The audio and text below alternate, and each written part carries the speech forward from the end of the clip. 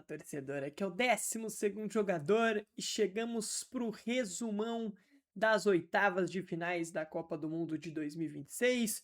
Oitavas de finais que não deixou o brasileiro ser feliz nenhum dia sequer, né? Até porque a gente foi eliminado no domingo, né, no primeiro dia das oitavas, ou sábado já teve oitavas? Agora não me lembro, acho que sábado já tinha tido oitavas. Acho que já, né? Sábado tinha tido a classificação. Sábado já tinha tido, né? A França tinha classificado e Marrocos também. Mas no segundo dia, né, de oitavas de finais, a nossa seleção brasileira já tinha sido eliminada e hoje a gente foi obrigado a ver a Argentina fazer uma virada surreal para cima da seleção do Egito, né? Perdia por 2-0 até os 36 minutos do segundo tempo e simplesmente conseguiu vencer sem prorrogação, vencendo o tempo normal, virando o jogo para 3-2. Inacreditável, né? Mas vamos lá. Vamos falar de toda essa oitava de finais. Também já falar um pouco das quartas de finais que estão aqui na nossa televisão. A gente vai falar um pouco de cada jogo e, obviamente, vai passar por todos os jogos dessas oitavas. É claro que não vou dar tanto foco no jogo do Brasil, porque já saiu um vídeo de 40 minutos, né, de eu falando da eliminação do Brasil, avaliando a Copa de cada jogador. Foi um vídeo bem completo, então se você quer saber a minha opinião sobre a eliminação do Brasil, tá lá nesse vídeo aqui, a gente vai dar uma passada meio que por cima sobre todos os jogos. Fechou, galera? Antes, é claro, de eu passar por esses jogos, a gente falar de tudo que aconteceu nas oitavas, vou pedir encarecidamente para todos vocês curtirem esse vídeo, se inscreverem aqui no 12º jogador, compartilharem esse vídeo, hyparem esse vídeo para que mais pessoas possam conhecer o meu trabalho e assim a gente formar uma comunidade muito bacana por aqui e que também você não se esqueça de seguir o 12º jogador tanto no TikTok quanto no Instagram, que estão aparecendo aqui embaixo nesse momento, porque por lá você fica por dentro de tudo que vai acontecer na Copa do Mundo ainda, né? Por mais que ela esteja chegando ao fim, ainda temos Copa do Mundo, por mais que o Brasil também tenha sido eliminado, a Copa do Mundo segue, e também de tudo que vai acontecer no futebol brasileiro, no futebol europeu, porque a gente está em meio a uma janela de transferências, o futebol sem Copa do Mundo está há poucos dias, né, de voltar. A Copa do Mundo, infelizmente para nós amantes de futebol, tá chegando ao fim, mas eu acho que a gente tá aproveitando, acho que a gente tá fazendo bom proveito, pelo menos eu estou fazendo bom proveito da Copa do Mundo, por mais dura que ela tenha sido com os brasileiros. Mas vamos lá. Vamos para as oitavas de finais, eu vou fazer na ordem aqui, né? Começando pelos jogos de sábado, que eu lembrei inclusive no início, que foi o primeiro deles, a França vencendo o Paraguai por 1-0, um jogo onde a França teve dificuldades, né, impostas pela seleção paraguaia pelo bom sistema defensivo paraguaio, né? A defesa de Paraguai foi muito sólida contra a Alemanha e também foi muito sólida contra a equipe da França, né? A França teve muito mais a posse de bola, teve muito mais chances, obviamente, e o Paraguai jogou da mesma forma que jogou contra a Alemanha. Todo fechado e saindo nos contra-ataques. Porém, contra a Alemanha eles acharam o gol. Contra a França não conseguiram, né, achar o gol. Tiveram mais dificuldade também para sair em contra-ataque, porque tem uma França, obviamente, muito superior à seleção alemã. E do outro lado, né, teve uma França que chegou com muito perigo. O goleiro do Paraguai fez ótimas defesas na partida, inclusive a Copa, né, do goleiro paraguaio foi insana, né? A Copa do goleiro paraguaio foi extremamente boa, a Copa dele, não só pela decisão dele nos pênaltis contra a Alemanha, né, onde ele foi muito decisivo, mas também em todas as partidas, né? Só a primeira partida lá contra os Estados Unidos que ele sofreu muitos gols, né? De resto, a equipe do Paraguai sofreu poucos gols e passa muito pela ótima Copa do Mundo do goleiro paraguai, goleiro do São Lourenço da Argentina, se não me engano, né? Ele não é do Cerro Porteño, se não me engano, ele é do São Lourenço da Argentina. O, o, o goleiro do Paraguai. Eu posso até confirmar essa informação agora, porque, né, eu posso estar falando uma besteira grande aqui, mas eu acho que ele não é. Deixa eu pegar aqui. Eu acho que ele não é do Cerro Porteño. Vamos confirmar, vamos confirmar. Vamos confirmar, cadê ele? É, goleiro. É do São Lourenço da Argentina, não falei besteira não. Ele é do São Lourenço da Argentina mesmo.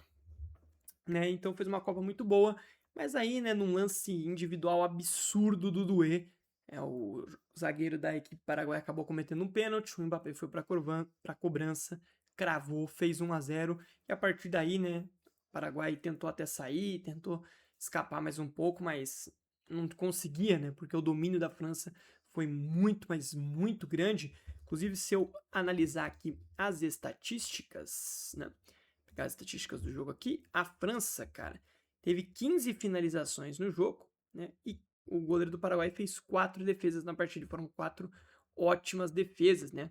No goleiro paraguaio, como eu já tinha adiantado antes.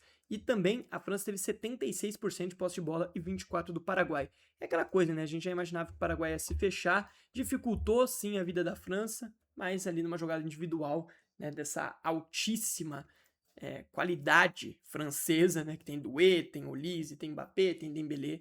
O Doué conseguiu achar um lindo drible, sofreu o pênalti, e o Mbappé não pipocou, como normalmente ele nunca faz, principalmente em Copas do Mundo, foi lá, cravou, e a seleção francesa avançou para cima da seleção paraguaia, deixando assim o primeiro sul-americano que tinha ido para as oitavas no meio do caminho. O segundo jogo do dia foi Marrocos contra. Qual que era o jogo do Marrocos? Marrocos e Canadá, né? Jogo onde, cara, simplesmente a seleção canadense me pegou de surpresa, muito porque ela voltou a ser aquela seleção canadense da fase de grupos.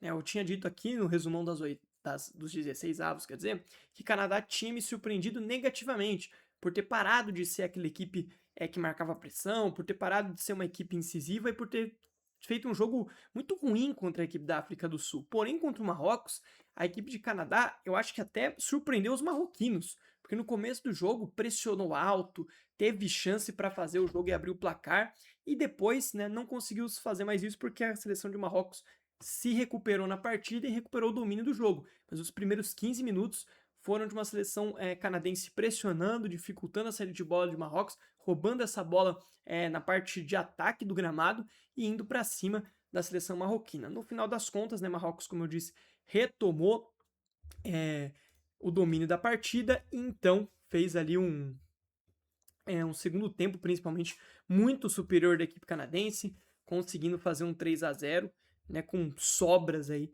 da equipe marroquina, a equipe de Marrocos que chega a mais uma quartas de finais na sua história, né, dessa vez passando com facilidade sobre o Canadá. Mas é o que eu disse, o começo do jogo foi totalmente dos canadenses, tá? Os canadenses foram melhor, na minha visão, até no primeiro tempo. Se a gente pegar o primeiro tempo, terminou com 4 finalizações canadenses contra apenas uma da seleção africana. E aí, quando a gente passa para o segundo tempo, a seleção de Canadá até finalizou mais, mas não conseguiu fazer com que o Bono fosse, por exemplo, responsável por defesas ou algo desse tipo, né? O Canadá finalizou, mas todas fora do alvo. Já a equipe de Marrocos, quando chegou, o Onari fez um jogo surreal, fazendo 2 belos gols, né? E a equipe de Marrocos, então, conseguiu uma grande vitória, um 3-0, e que leva, né, Marrocos para mais uma quarta de finais, como eu disse anteriormente. E para mim, né, França e Marrocos devem fazer aí um jogaço nas quartas de finais. Eu espero, né, que esse seja o melhor jogo, inclusive, das quartas de finais. Tá? Uma reedição da semifinal do ano de 2022. Naquela ocasião, a França venceu por 2-0, mas teve muita dificuldade. Eu imagino que a França vai vencer também, é a favorita para passar. Porém, entretanto, todavia, tem uma seleção de Marrocos, para mim, muito forte. Uma seleção de Marrocos que vem fazendo uma Copa muito boa, por mais que não esteja, tipo, goleando, né? Por exemplo, contra a Holanda passou nos pênaltis, teve dificuldade, mas na maioria dos jogos que a gente viu de Marrocos, Marrocos jogou melhor que seus adversários. Vai agora enfrentar uma seleção muito forte da França, veremos como vai ser, mas eu acho que tende a ser um jogo muito, mas muito, muito interessante mesmo, e para mim será aí a melhor partida das quartas de finais, jogo esse que acontece na quinta-feira. Essa quarta-feira aí nós teremos aí o primeiro dia sem Copa do Mundo, né? Isso é um sinal de que a Copa tá acabando, né? Um dia de descanso aí que a gente vai ter de Copa do Mundo, infelizmente. Um dia de descanso de Copa do Mundo. Mas vambora, né? Quinta-feira tem esse jogaço aí pra gente acompanhar às 5 horas da tarde, se não me engano, entre França e Marrocos. Beleza, galera? No sábado, a gente teve as classificações de Noruega, infelizmente, né? Nossa seleção brasileira acabou ficando pelo caminho, e da seleção da Inglaterra, que eliminou o México. Vamos começar pelo jogo da seleção brasileira, que é o que eu vou passar menos tempo falando, porque, como eu disse, já tem um vídeo de 40 minutos. Cara, resumindo o jogo da seleção brasileira e um pouco do que eu falei no vídeo focado na partida. O Brasil, infelizmente, teve uma estratégia que não é interessante aos nossos olhos. Tá, eu sei, o torcedor brasileiro não gosta de ver a seleção brasileira se defendendo. Inclusive era algo que muita gente criticava do Tite e tal, e eu acho que o Tite ainda tinha momentos em que o Brasil gostava de ter a bola, com o Tite. Com o Ancelotti, nesses jogos onde a gente vai enfrentar seleções fortes, seleções com bons jogadores ofensivos, se acostumem. A gente vai ter um ciclo de Ancelotti e vocês vão reparar. O Brasil, na maioria das vezes, vai jogar de forma reativa. O Brasil, na maioria das vezes, vai jogar para sair em contra-ataque. Ah, Gabriel, por que que vai jogar? Porque esse sempre foi o estilo de Carlo Ancelotti. O Ancelotti é um técnico multivencedor, é um técnico multicampeão. Eu sei que muita gente, inclusive, teve gente, óbvio, contrária à contratação dele na seleção, mas teve muita gente que gostou por conhecer o Ancelotti, por saber que ele tem 6 Champions Leagues na carreira, né? Algumas como jogador, outras como treinador, a maioria delas, inclusive, como treinador. É o treinador com mais títulos de Champions na história. Mas tem muita gente que gostou da contratação e talvez nunca tenha visto, né, de fato, um jogo do Real Madrid do Ancelotti, assim, de acompanhar a carreira do Ancelotti em si, de ver, claro, viu o final de Champions, viu essas coisas, mas eu digo, se você for analisar os últimos 2 títulos de Champions do Real Madrid, né, que foi ali 2022 contra o Liverpool e 2024, né, sobre o Borussia Dortmund, se não me engano foi esses 2 títulos do Real Madrid, as 2 últimas Champions do Real. As 2 finais, o Real Madrid sofreu, o Real Madrid foi sufocado. Para quem não se lembra, contra o Liverpool, o melhor jogador em campo foi o Courtois. O Courtois pegou tudo, o Real Madrid ganhou de 1-0. No jogo contra o Borussia Dortmund, o primeiro tempo, o Borussia Dortmund manteve bola na trave, o Courtois fez milagre, e o Borussia teve mais chance e jogou melhor do que o Real Madrid. E no segundo tempo, em 2 contra-ataques, o Real Madrid fez 2-0 e basicamente matou o jogo. Então assim, gente, é uma loucura. Tá? É o estilo de jogo do Ancelotti. Se você pegar a campanha do Real Madrid nas 2 Champions, nas 2, o Real Madrid teve vários jogos onde sofreu, onde o adversário jogou melhor e o Real Madrid no contra-ataque venceu os jogos, principalmente com o Vinícius Júnior. É só você ver. Busque aí a campanha do Real Madrid nas últimas 2 Champions. São 2 campanhas onde o Real Madrid, se não me engano, na primeira, inclusive, o Real Madrid quase caiu 2 vezes. Uma pro Chelsea, foi buscar uma virada insana com Benzema e Vinícius Júnior carregando o time, e outra contra o Manchester City. E depois, no ano seguinte, de novo, o Manchester City quase eliminou a equipe do Real Madrid e o Real Madrid conseguiu passar.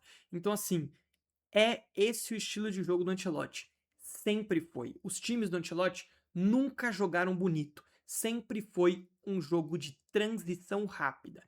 Ah, Gabriel, então por que não deu certo para a seleção brasileira com a Noruega e deu certo no Real Madrid? Basicamente, o que aconteceu foi que o Brasil não fez os gols, mano. O Brasil teve chance. Eu falei isso no vídeo várias vezes. Não foi a estratégia do Brasil que deu errado.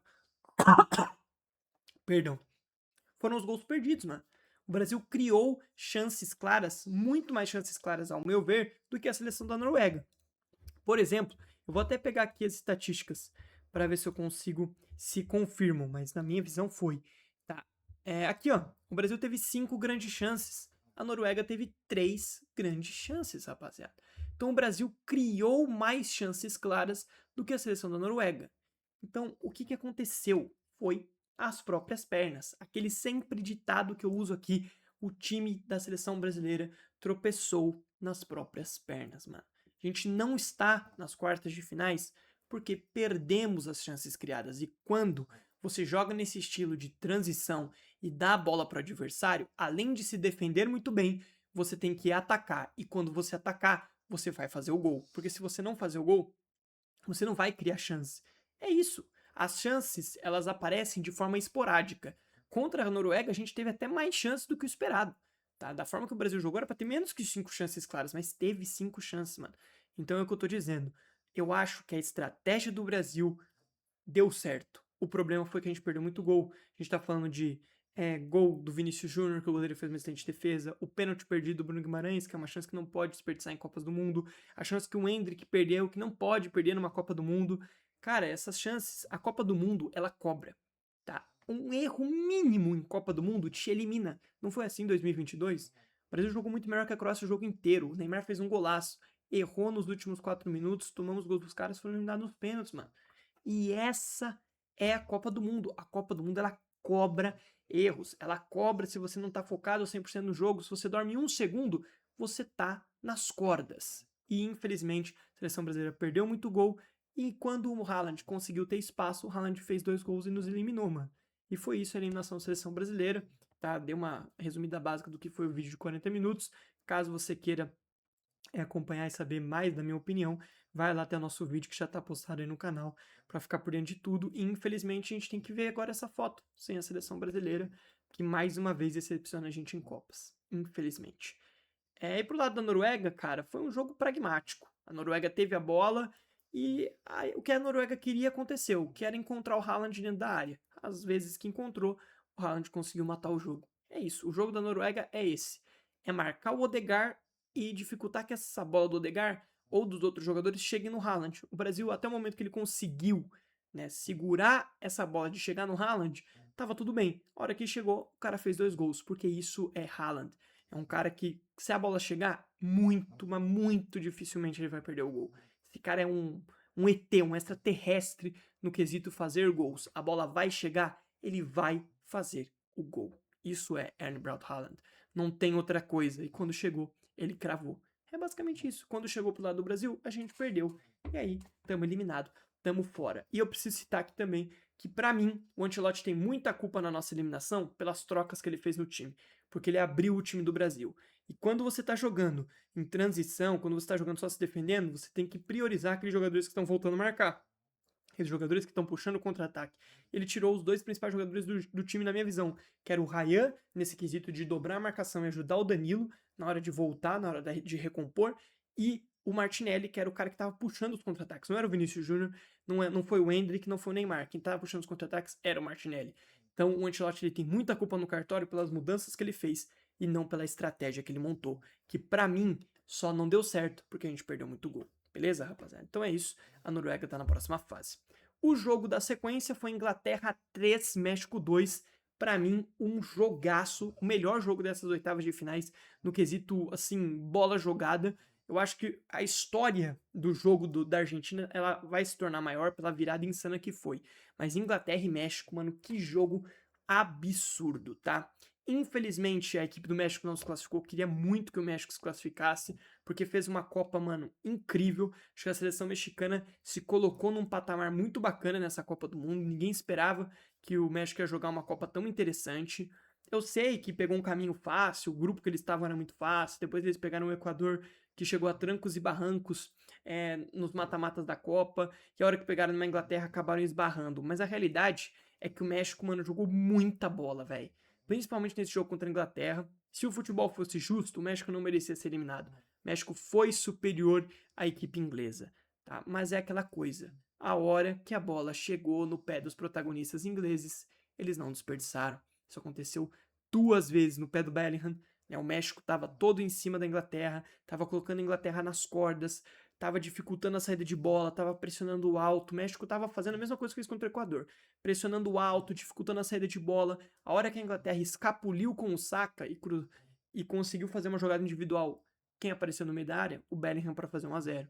No lance seguinte, o México dá uma dormida, sentiu ali o gol rapidamente, a Inglaterra roubou a bola, o segundo gol do Bellingham saiu, e aí já era 2-0. O que aconteceu? O México reacordou no jogo, melhorou no jogo de novo, começou a ser superior que a Inglaterra, conseguiu empatar no final do primeiro tempo, depois que volta para o segundo tempo, volta melhor que a Inglaterra, e no momento que a Inglaterra estava nas cordas total, tinha acabado de ter um jogador muito bem expulso, que foi a questão do Quansá, num carrinho que ele deu no Gadiardo, na lado esquerdo de campo.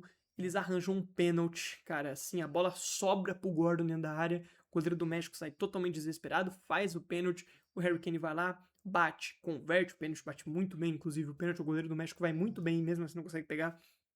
A Inglaterra faz o 3-2 e o México joga pressionando, pressionando, pressionando, pressionando o resto do jogo todo e não consegue encontrar o seu gol. No próprio primeiro tempo ainda, o Bellingham salvou uma bola assim, que seria gol claro do México, o zagueiro Montes do México ia sair cara a cara com o goleiro, o Bellingham colocou o pé, conseguiu tirar, acho que depois de uma cobrança de escanteio, se não me engano. Então assim, cara, foi um jogaço, tá? Um jogo onde a Inglaterra se aproveitou, né, das suas escapadas muito bem, porque quem jogou melhor quem teve a posse de bola, quem foi superior no jogo, foi o México, com todo o apoio da torcida no Azteca.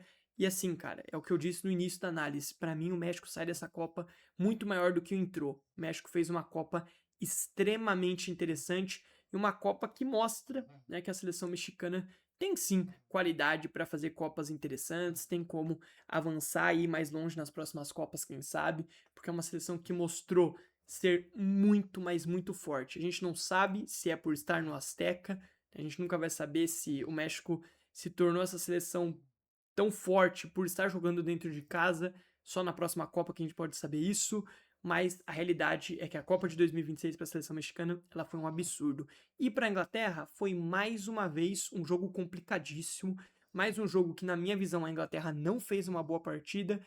O que aconteceu? Foi que os protagonistas apareceram. Quando precisou, o Bellingham apareceu 2 vezes e o Harry Kane fez o gol de pênalti e decidiu o jogo. É basicamente isso. O Gordon também foi muito bom. Mas de resto, o jogo na Inglaterra foi muito complicado, foi uma partida muito difícil, foi uma guerra. Uma verdadeira guerra que foi vencida pelos ingleses dentro do Azteca. Inclusive, né, é a primeira derrota da história do México dentro do estádio Azteca. Que doideira, né, senhores? Que doideira. Em Copas do Mundo, o México nunca tinha perdido lá. A Inglaterra conseguiu, mesmo que jogando mal, conseguiu, né, nas escapadas, fazer 3 gols e se classificar. E agora enfrenta a Noruega na próxima fase. Aqui eu acho que é um duelo muito difícil de prever, porque eu acho que a Noruega chega com um certo favoritismo, porque faz uma Copa superior à equipe da Inglaterra, mas essa equipe da Inglaterra, como sempre, vem nos trancos e barrancos, né? Vem assim, dando um brado em um brado em outro, a hora que você vê tá chegando. Mas veremos, eu acho que a Noruega chega com um leve favoritismo, mas vai ser um grande jogo também. Não acho que vai ser melhor do que França e Marrocos, mas enxergo aqui uma partida muito interessante entre essas duas equipes. Passando pelo lado de baixo do chaveamento, a gente vai para Espanha 1, Portugal 0. Para mim, o pior jogo das oitavas de finais. Um jogo horroroso, tá? Entre Espanha e Portugal. Era o jogo que muita gente estava esperançoso, muita gente estava esperando algo e foi uma partida tenebrosa. A Espanha foi superior que Portugal, criou ótimas chances, parou uma absurda partida do goleiro Diogo Costa e mereceu classificar. Mas a realidade é que o jogo foi horroroso, foi um jogo muito fraco, mano. Assim, as duas equipes muito abaixo. Inclusive, né, a Copa da Espanha é muito fraca, muito fraca. A Espanha tá jogando, assim, muito mal na minha visão. E Portugal, a mesma coisa, tá? Portugal fez uma Copa, na verdade, né, porque já se foi, muito ruim. A Copa de Portugal foi horrorosa. Se a gente fala de uma Copa fraca do Brasil, a gente tem que falar de Portugal, cara. Portugal que tem uma geração até mais forte do que a seleção brasileira e simplesmente fez uma Copa horrorosa, mano. O melhor jogo de Portugal na Copa foi contra o Uzbequistão, pô. Contra a Croácia fez um ótimo primeiro tempo, mas se classificou na bacia das almas no segundo tempo. Nem merecia ter classificado contra a Croácia. Porque no segundo tempo a Croácia amassou a equipe de Portugal, jogou muito melhor. Portugal encontrou aquele gol com o Gonçalo Ramos para conseguir sobreviver. Porque se vai para prorrogação, provavelmente a Croácia ganharia, porque a Croácia estava muito melhor no jogo, estava mais inteira que Portugal. E agora contra a Espanha, mais um jogo horroroso de Portugal, mano. Uma equipe pragmática, uma equipe que não consegue criar, uma equipe que não tem diversidade de jogo, tendo um time extremamente qualificado. Extremamente qualificado, mano. É inacreditável, cara. A gente tem um time com Nuno Mendes, Vitinha, João Neves, Bruno Fernandes, Rafael Leão, Bernardo Silva, o Cristiano Ronaldo. E esse time fez uma Copa podre, mano. Por que fez uma Copa podre? Porque mais uma vez, de novo, tem um técnico fraco, mano. Portugal, mais uma vez, erra na escolha de treinador, cara. Tinha o Fernando Santos, que era um técnico extremamente retranqueiro, que não combinava mais com o estilo de jogo da equipe de Portugal, ainda mais pelo alto nível que vinha crescendo, vinha tendo uma geração cada vez mais forte. Foi mandado embora. Quem vem? Roberto Martins. Um cara que teve em mãos a melhor geração da história da Bélgica, a Bélgica de 2018, e não ganhou nada, mano. Uma geração belga que jogava da mesma forma que esse time de Portugal, futebol pragmático. Um futebol assim, sem muitas ideias. Falta muita coisa pros trabalhos do Roberto Martínez. Esse cara deu muita sorte, mano. Porque ele caiu 2 vezes, ele teve na mão 2 gerações absurdas de seleções europeias. De Portugal agora e da Bélgica antes. E as duas, o time jogava da mesma forma. Um futebol horroroso. Portugal entrou nessa Copa como uma das favoritas ao título, mano. Porque tem uma geração muito forte. E simplesmente fez uma Copa horrorosa. Você tem noção que Portugal sai dessa Copa ganhando 2 jogos. Um contra o Uzbequistão e outro contra a Croácia sem ser merecido a vitória. Porque no segundo tempo a Croácia foi muito melhor. Apesar de no primeiro tempo ter tido ali alguns momentos de superioridade de Portugal, a Croácia pra mim merecia ter sido a classificada. Não se classificou. Tem noção disso? Porque contra a Colômbia, meu Deus, a Colômbia macetou a seleção de Portugal. Não jogou nada. Contra o Congo, Jesus, a estreia de Portugal foi horrorosa. E ontem, gente do céu, que jogo horrível da seleção portuguesa. Um terror. Do outro lado, uma Espanha que também faz uma Copa a trancos e barrancos. A trancos e barrancos. O melhor jogo da Espanha até agora foi contra a Áustria. Um time que, assim, foi irrelevante na partida. Irrelevante. Onde a Espanha só dominou com a posse de bola e é isso. Conseguiu criar. Porque ontem, meu Deus, jogo muito abaixo também. Mais uma vez. Era uma partida que, como eu disse no início, todo mundo esperava muita coisa. E esses caras entregaram uma partida horrorosa, mano. Horrorosa. Ah, o Nuno Mendes deu bola na trave. Mas o que mais que Portugal criou? Além dessa bola na trave do Nuno Mendes? Deixa eu tomar um negócio aqui.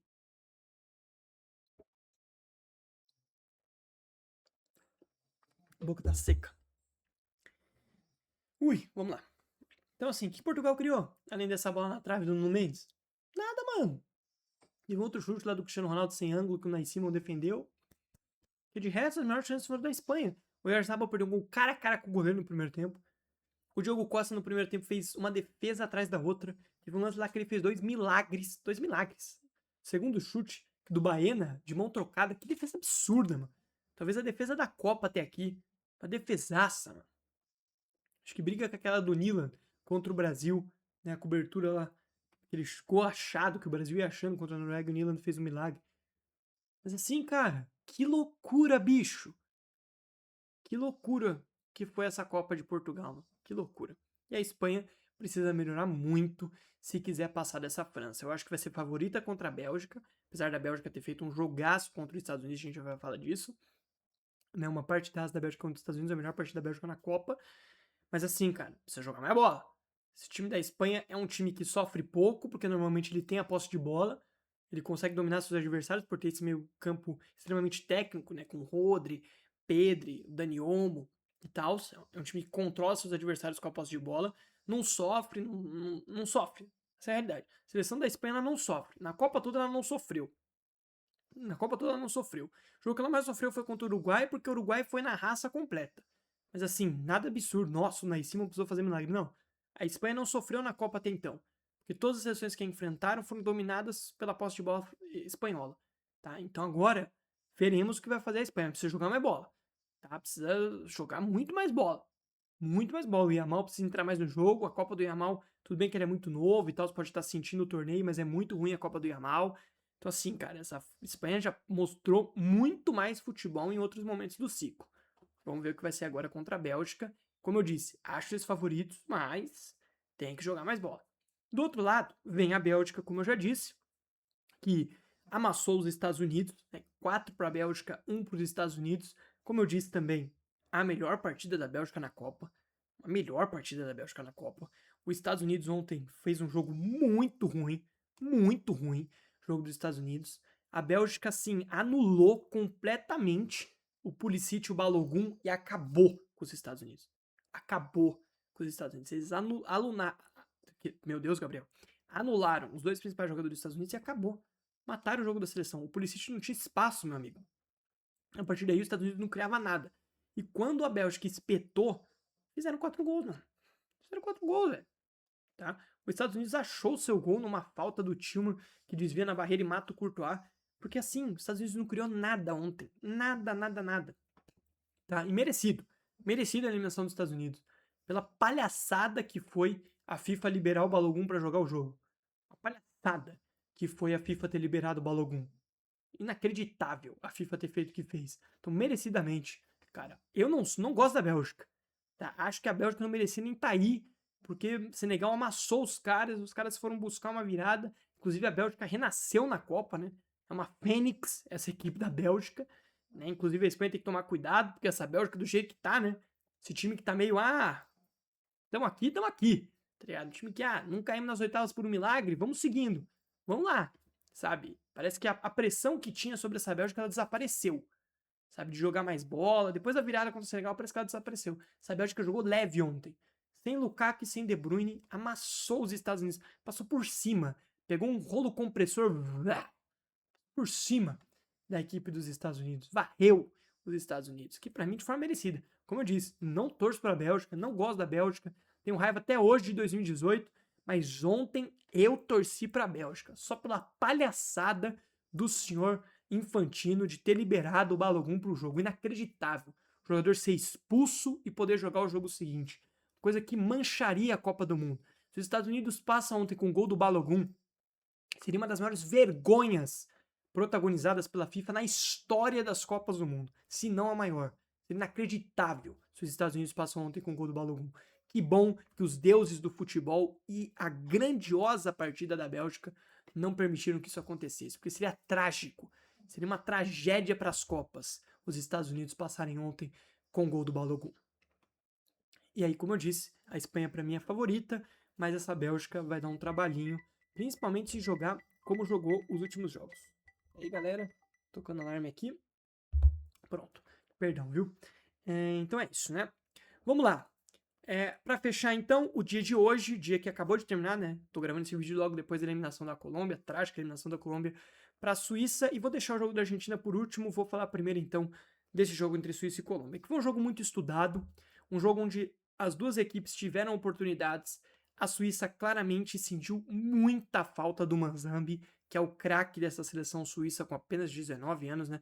Jogador muito diferente, que inclusive foi um dos caras que fez essa Suíça virar a chavinha durante a Copa do Mundo, depois daquele empate contra o Catar na primeira rodada. Transformou esse time numa equipe muito forte fisicamente e ofensivamente, né? Sendo extremamente criativo. Se lesionou no treino, não vai estar disponível para o resto da Copa do Mundo, estava no banco de reservas, né? Ali com uma cara meio triste, mas obviamente ficou muito feliz com a classificação da Suíça. E do outro lado, uma Colômbia que tentou. Cara, na prorrogação a Colômbia jogou muito melhor que a Suíça, teve bola na trave, o Campas teve uma chance inacreditável também e acabou desperdiçando.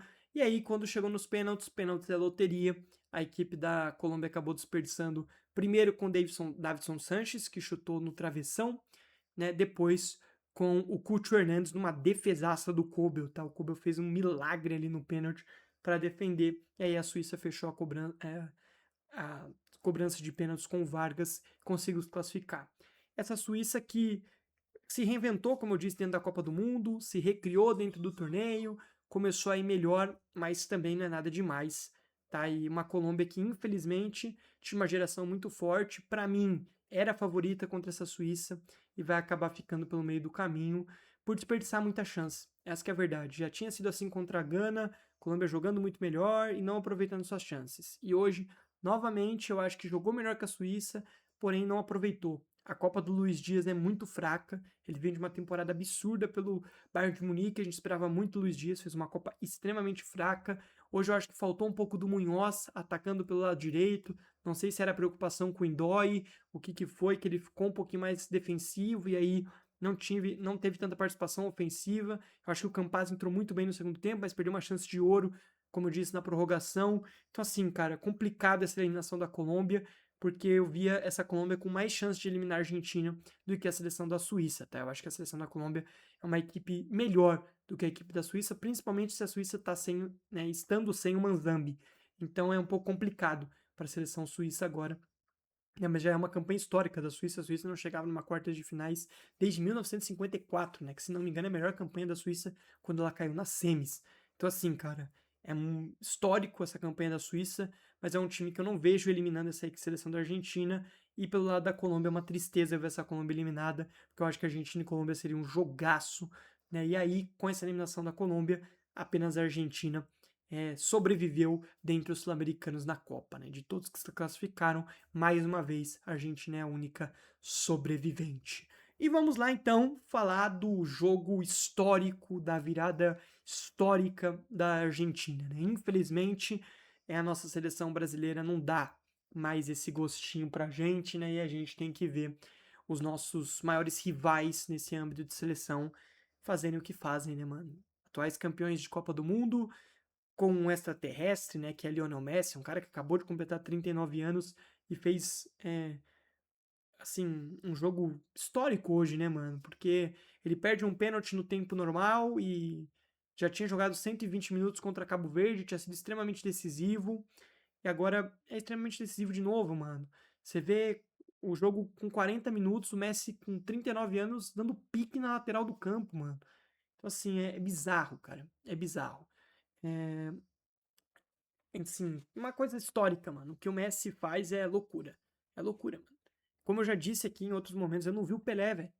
Eu não vi o Pelé, e infelizmente, né? Eu tô escutando muita gente falar isso, eu tenho que falar aqui. Na minha vez, o Pelé é argentino, mano. Complicado, cara. O cara é um bizarro da bola, cara. Ele é extremamente decisivo. Eu acho que, diferente de 2022, essa Copa do Mundo, o Messi ele tá carregando a seleção da Argentina. A Copa da Argentina é muito pior do que em 2022. A Argentina em 2022 tinha um coletivo muito forte, que obviamente tinha, né, o Messi como principal astro ao lado do Di Maria, mas o coletivo se sobressaía muito. A Copa de 22 do Enzo Fernandes, do Depou e do McAllister foi uma coisa louca. Essa de 2026 tá sendo muito fraca. Os três fazem uma Copa muito ruim. O Enzo Fernandes hoje fez um primeiro tempo horrível. Ele faz o gol da classificação no fim, faz o gol da classificação no fim, mas fez uma partida horrorosa. O Enzo Fernandes, mesma coisa pro Depou, mesma coisa pro McAllister. A Copa dos três é muito fraca. O Julian Álvares, que foi extremamente importante em 22, fazendo gols contra a Croácia, sendo crucial, principalmente nas semifinais, faz uma Copa horrorosa, sendo reserva do Lautaro Martins, hoje foi titular, nada fez um jogo muito fraco, muito fraco. Então assim, cara, essa seleção hoje, diferente de 2022, que como eu disse, tinha um coletivo muito forte, hoje ela depende exclusivamente de Lionel Messi, que tem 8 gols nessa Copa do Mundo, mano. É uma coisa de louco que esse cara faz, mano. Esse cara tem 8 gols em Copas do Mundo, 21 gols, né? 21 gols, ele bateu 21 gols, né? O maior artilheiro da história das Copas, mais uma vez abriu margem de 2 gols pro Kylian Mbappé. Então assim, cara, uma loucura, mano. Uma loucura. Ah, Gabriel, o Egito vacilou. Cara, eu não acho que o Egito vacilou, mano. Tá? O Egito não merecia ter ganho o primeiro tempo, galera. Tá? O Egito sai ganhando com gol logo no início, numa falha de marcação bizarra do Lisandro Martinez, que fez um baita jogo contra Cabo Verde hoje, fez um jogo horroroso. O jogo do Lisandro Martinez hoje ele é péssimo. Pra mim, ele falha nos 2 gols do Egito. Muito mal. No gol de cabeça, o cara toma a frente dele e faz o gol. Aí o Egito, né, se fecha. O Egito que não tinha começado o jogo se fechando. Tinha começado o jogo tendo a posse de bola, tentando ir pra cima da Argentina. Quando o Egito se fecha e perde principalmente o Ashur, que é esse meio campista extremamente qualificado da equipe do Egito, tá? O Ashur é um baita meio campista, tá? O camisa 8 da equipe acabou saindo machucado. O Egito literalmente parou de jogar, parou de ter a posse. E aí deu a bola para a Argentina, e a Argentina criou para virar no primeiro tempo. Teve o pênalti do Messi, e a gente já vai falar de todos os lances bizarros. Teve o pênalti que o Messi perdeu, teve 2 defesaças absurdas do goleiro na cabeçada do McAllister e no chute do Julian Álvares de primeira, sem a queima-roupa que o goleiro fez 2 milagres. Então assim, o Egito não fez um jogo brilhante. Pelo contrário, a Argentina fez um jogo abaixo. Aliás, a Copa da Argentina, se você tirar o Messi, a Argentina tinha caído na fase de grupos. O Messi carregou. É o que eu tô falando. Esse time parou de ser coletivo. Esse time tá exclusivamente dependendo do Messi. É exatamente isso que tá acontecendo. A Argentina está dependendo do Messi. No momento que ela tá nas cordas, ele aparece. No momento que ela tá mediana, ele aparece. No momento que ele tá bem, quem tá bem é o Messi. Ele tá carregando a Argentina, ele tá levando a Argentina longe. Esse que é o papo. Essa que é a verdade. Os caras são resilientes, os caras têm raça, os caras têm entrega. Sim, mas a realidade é que o Messi tá carregando esses caras, mano. Essa que é a grande verdade. Aí no segundo tempo, a Argentina volta pior. O Egito começa a ter saída em contra-ataque. Faz o seu segundo gol, que é para mim bem anulado, para mim foi falta no Lisandro Martins, mas eu já vou falar de todos esses lances, tá? É bem anulado. Depois o Egito tem mais 2 escapadas, consegue fazer o 2-0. E o problema foi que depois do 2-0 o Egito se fechou mais ainda, mano. O Egito começou a se desfazer da bola. Tinha vários lances que o Egito poderia ter tocado no Salah para tentar armar alguma coisa, sofrer uma falta, segurar um pouco mais o jogo. Não. Começou a se livrar da bola, dar chutão para frente, chutão para lateral. E aí a Argentina começou a ter mais volume. E aí, cara, uma hora a bola ia entrar, mano. Uma hora a bola ia entrar. Acabou entrando ali no lance do Coutinho Romero. O segundo gol tem ali, né? Foi no segundo gol ou foi no terceiro? Acho que foi no terceiro, né? Mas no segundo gol, que é o gol do Messi, cara. Uma bola, de novo, uma bola cruzada na área. O Lautaro Martínez dá uma meia bicicleta, a bola fica viva, o Montiel ajeita, o Messi faz um baita de um golaço, sabe? E o goleiro que tinha ido muito bem no primeiro tempo, nos 2 gols da Argentina, nos 2 primeiros, né? A bola passa, trisca na mão dele e entra. Complicado. E aí, cara, no último lance, já vou falar do lance do Salah, né? A Argentina rouba a bola lá na defesa, dentro da sua área. Liga o contra-ataque. O Lautaro Martínez tá sozinho, cara. Sozinho, ele cruza a bola. O Enzo Fernandes sozinho também no segundo pau. Vira o jogo e uma virada absurda, né, cara? Uma virada extremamente absurda. E o mais bizarro é que, cara, o Messi ele tem, assim, não só pelo gol, mas ele tem muita participação nessa virada. Muita.